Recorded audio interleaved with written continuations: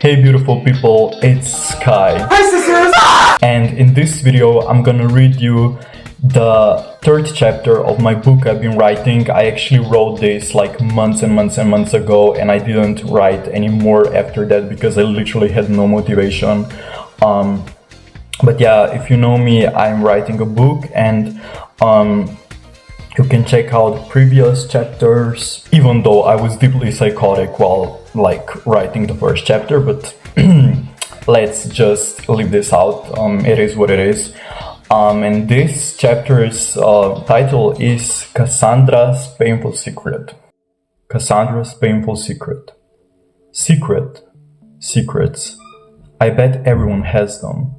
The problem begins when the secret you're keeping is so painful that it runs you into the ground.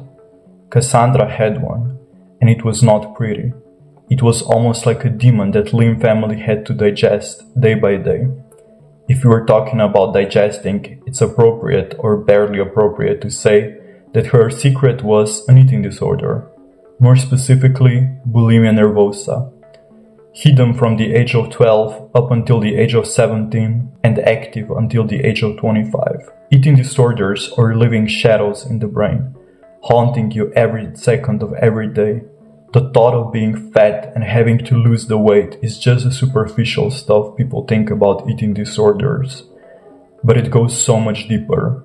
Counting calories, binging, purging, measuring your body every day multiple times a day, mind on the food 24/7. It's a hell on earth. Being so focused on the number on the scale that you have literal mental breakdowns when you gain a tiny amount of weight. It's an obsession, a demon. Thousands of flies flying in your head. You're just never enough. It's a thought-blocking technique or to numb your feelings. If you achieve it and become dangerously underweight, people can finally see on the outside how you feel on the inside, and take you more seriously, more gently. In Kassandra's case, the illness consumed all of her and her family.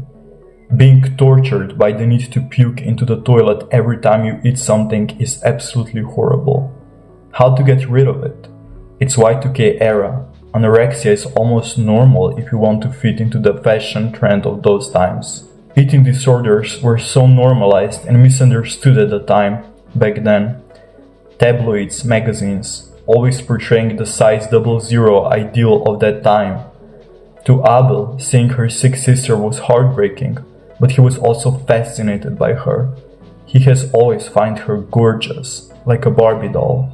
But bulimia that was torturing her overtook her whole personality. And so did overtake the whole family. Abel was weirdly connected to Kassandra, like a twin. Even though he was 14 years younger. He never saw her puking, but he had those compulsive thoughts of sticking his fingers down his throat at only 3 years old.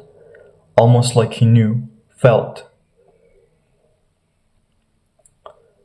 Days in that family were fairly beautiful for Abel, if we don't count sister's eating disorder and dad's alcoholism.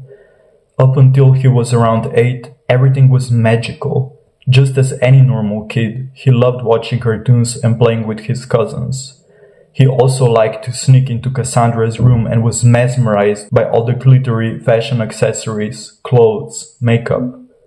Almost like he envied her girlhood because to his mind it seemed perfect, fun. He didn't realize how strong Kassandra's self-hatred was. It seemed like fun and games that era, early 2000s. It was perfect. Life had colors, until Kassandra was very ill, see, not just bulimic, her whole persona was deeply damaged. She couldn't tell right from wrong, good from bad. It was hellish. The story is extremely long and complicated, and I'm not the one who should tell it. Let's just say that Abel increasingly felt that something was dark at home. So dark that he felt the energy of hell as he stepped into Kassandra's room. He didn't even have to step in it to feel the negativity. It smelled like cigarettes trying to be covered up with scented sticks. It was a bad attempt to cover it up. Kassandra was extremely lonely, but never alone.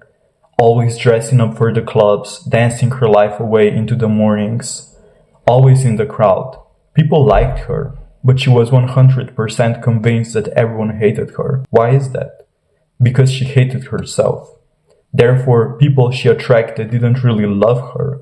You can't be loved by someone if you don't love yourself first. And the absence of the dead really showed in ways I won't explain. Eating disorder and substance abuse got so bad that she ended up in a psychiatric clinic, and this is where all started to go down with Abel. "She's just a bit drunk," said the other sister, Albina. She wanted to calm down Abel as Kassandra was about to go to the hospital. But Abel wasn't sad or shocked. It was the complete opposite. He was euphoric that evening, playing his own imaginary games in the living room as his older brother Mark watched MTV.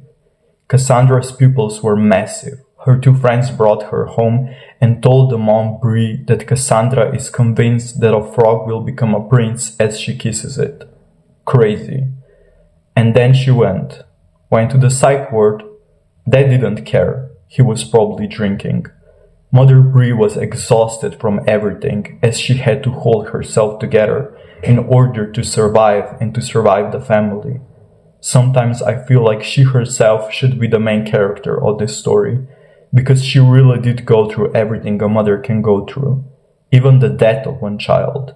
To me, it's mind-blowing that the world normalizing killing children as if we ourselves aren't just a clump of cells. Anyways, Abel's reality was still colorful to an extent. School went okay, 3rd grade was still kinda normal. School was just school, home was just an escape into cartoons. Time went on, Kassandra went home from the hospital and everything just became grey when, well, there was this family gathering. Abel was 8 at the time. His grandma and grandpa celebrated something and all the relatives were there. This is where Abel's hell began. Playing with Liam is the younger cousin that I mentioned in a previous video, and he's the best cousin ever, like literally, I love him so much, he's just so cool, and he's gonna post his own music, like his own song, and when it will be out, I will like kind of promote it because it's just so good. Like he sings so good and writes such amazing songs. Like literally they go into the ear and you would just like, I'm just mesmerized by his music. So yeah, he's amazing. Vibing with the older relatives and cousins. It was pretty fun, to be honest. It always was, up until that era, up until the ending of this celebration. Abel was just putting on a shoe when it hit. It just fucking hit. Head became like a balloon. He felt euphoric, extremely so, until he realized that he actually feels awful. Now we know the word for it, disassociation. But back then, Abel couldn't use that word to explain his feelings. As he dressed and put on his shoes, Mom drove one of the cousins to his place, and then she and Abel went to the supermarket. It was Saturday, right before the store closed. Abel kept feeling that vacuum in his head, describing it as a feeling. Mom, I have this feelings. I don't know what they are. It's like I have cotton inside of my head.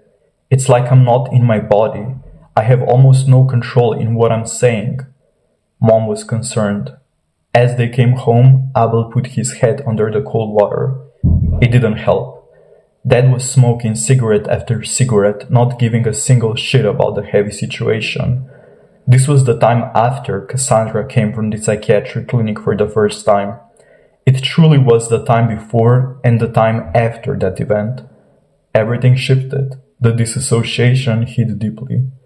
The next day, Abel didn't feel motivated to watch cartoons anymore. It's like there was no childhood anymore.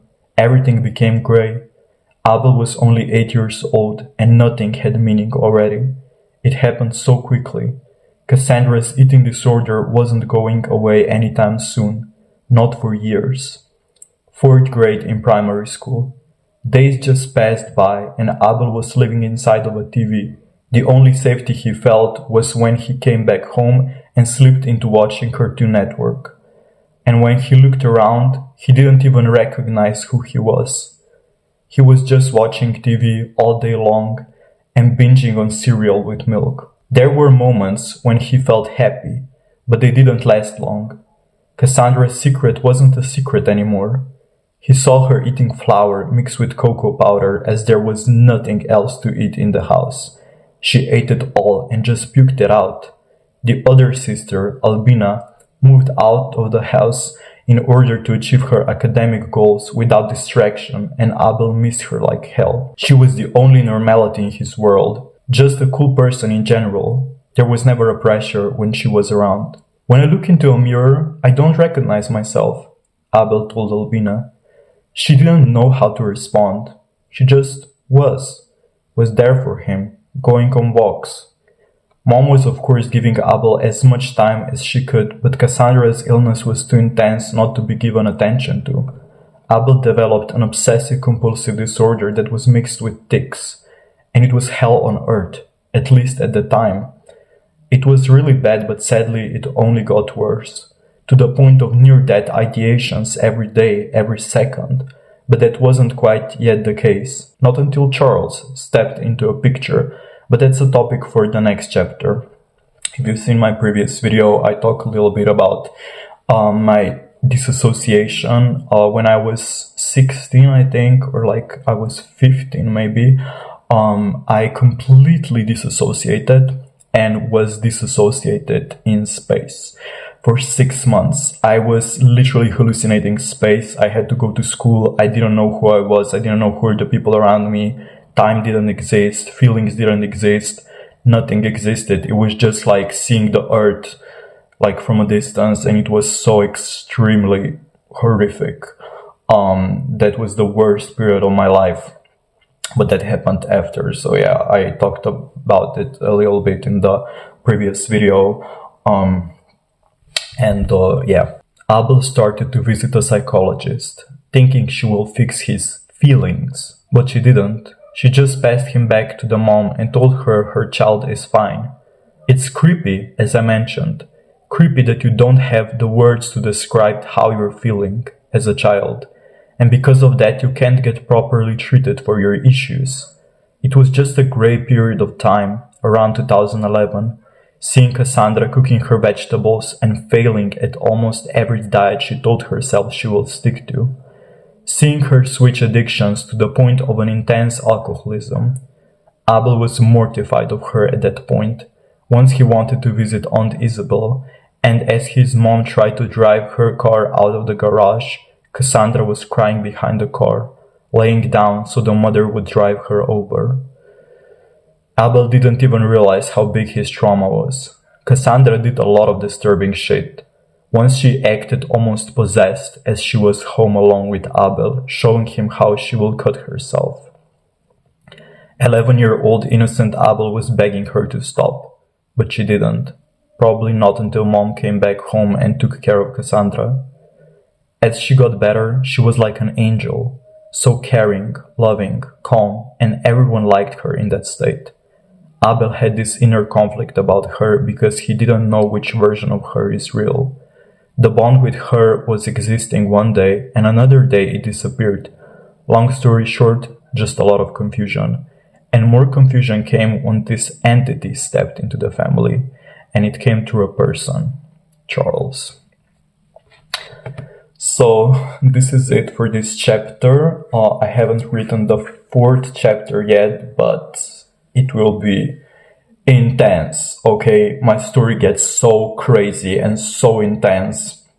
So if you came to the end of this video, thank you so much for watching, and I cannot wait to interact with you on this platform. God bless you, Sky loves you. Bye bye.